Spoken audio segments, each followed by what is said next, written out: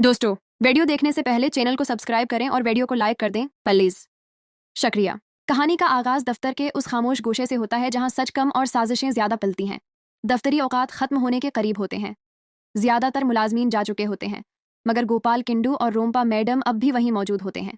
मेज पर फाइलों का ढेर लगा होता है और दोनों के चेहरों पर मानी खीज जहरीली मुस्कुराहट खेल रही होती है। रोम्पा धीमी आवाज में कहती हैं, अब समझ आया कि अहाना मैडम खुद को इतना ईमानदार क्यों जाहिर करती हैं। गोपाल हंसी दबाते हुए जवाब देता है, सबको करप्शन पर लेक्चर देती हैं और खुद अपनी ही सास का प्रोजेक्ट मंजूरी की फहरिस्त में शामिल करवा देती हैं। रोम्पा आंखें स्कीड़ कर बोलती हैं, और 7 लाख का फंड भी मंजूर करवाया जा रहा है। गांगुली सिर को जरा भी खबर नहीं कि दरगाह दीवी अहाना की सास हैं।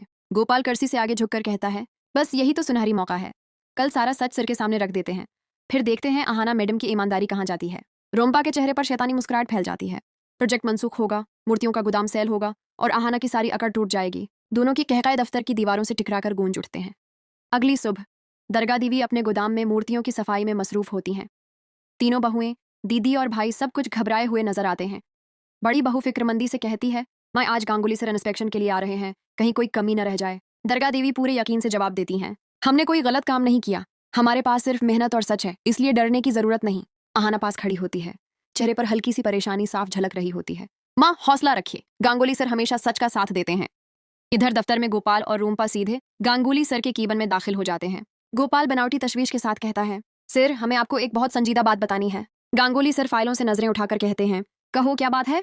रूम्पा फौरन बोल पड़ती हैं, सर जिस मूर्ति प्रोजेक्ट को अहाना मैडम मंजूर करवाने में लगी हुई थी वो दरअसल उनके ससुराल वालों का है। गांगुली सर का चेहरा सख्त हो जाता है। व्हाट? गोपाल फौरन वजाहत करता है, जी सर, दरगाह देवी अहाना मैडम की सास हैं और ये बात आपसे जानबूझकर छिपाई गई। गांगुली सर कर्सी से खड़े हो जाते हैं। आवाज ठंडी मगर खतरनाक होती है, तो तुम दोनों ये कहना चाहते हो कि मुझे धोखे में रखा गया? गांगुली सर खामोशी से फाइल उठाते हैं, मैं वैसे भी अभी इंस्पेक्शन के लिए जा रहा था। गांगुली सर गोदाम में दाखिल होते हैं। वो मूर्तियों को गौर से देखते हैं, एक एक को हाथ लगाकर जांचते हैं। काम वाकई बहुत अच्छा है, खालिस रवायती अंदाज। गांगुली सर अचानक सवाल करते हैं, क्या आप जानती हैं कि ये प्रोजेक्ट अहाना जी ने रिकमेंड किया है? दरगाह देवी सच्चाई से जवाब देती हैं, जी सर, वो मेरी बहू है। गांगुली सर की आंखों में गुस्सा साफ दिखाई देता है। दफ्तर में इमरजेंसी मीटिंग बुलाई जाती है। गांगुली सर फाइल जोर से मेज पर रखते हैं। प्रोजेक्ट की मंजूरी फिलहाल मुअत्तल की जाती है। अहाना सदमे में कहती है, सर प्लीज। गांगुली सर अंगली उठाकर रोक देते हैं, आपने मुझे मकमल हकीकत क्यों नहीं बताई? ये मफादात का टकराव है। इसी वक्त चपड़ासी आकर कहता है, सिर मूर्ति गोदाम को सेल करने का आर्डर आ गया है। गांगुली सर गहरी सांस लेकर कहते हैं, सेल कर दो। वो मंजूरी का लेटर फाड़ देते हैं। ये मंजर देखकर दरगाह देवी को चक्कर आ जाता है और वो गिर पड़ती हैं। अहाना और चारू फौरन दौड़कर इन्हें संभालते हैं। पीछे गोपाल और रूम्पा टूटी हुई मूर्तियों के साथ खड़े, चेहरों पर फतह की शैतानी मुस्कुराहट सजाए होते हैं। पुलिस गोदाम पर सरकारी सेल लगा रही होती है।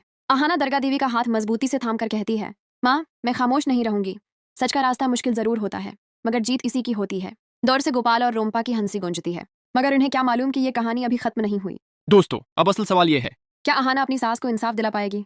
क्या गांगुली सर सच और साजिश के फर्क को समझ सकेंगे, या गोपाल और रोम्पा की चाल सब कुछ तबाह कर देगी? अगला एपिसोड पहले से कहीं ज्यादा जबरदस्त होने वाला है। देखने के लिए वीडियो को लाइक करें और चैनल को सब्सक्राइब करना मत भूलिए।